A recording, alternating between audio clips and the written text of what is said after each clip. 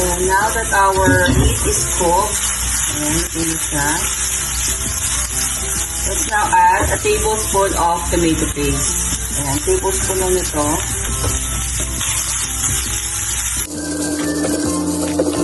And let's now add our tomato sauce and 250 grams.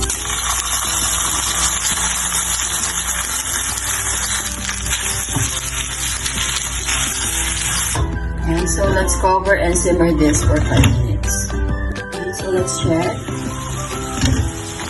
This is pasta water. Ayan, mga half cup lang. Palasa natin. This is taco seasoning. And maglalagay tayo ng half cup nito. Ayan. Ayan. So let's now add our penne. Ito, mga around 250 grams. So, mix lang natin siya.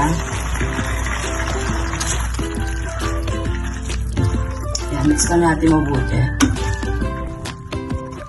So, this is our pasta and this is not yet finished. Although, kung gusto niyo siyang kainin as it is, pwede na. Yan, so, let's now transfer our pasta sa isang Pyrex dish. Okay, so ito siya, our very delicious pasta. Very quick and easy lang talaga.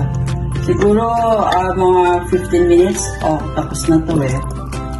Super bilis lang talaga. Yan, meron ako dito yung cheese. And i-grate natin ang cheese sa taas. Bali na pinaka-toppings niya. And so this will go on a 350 degrees Fahrenheit oven.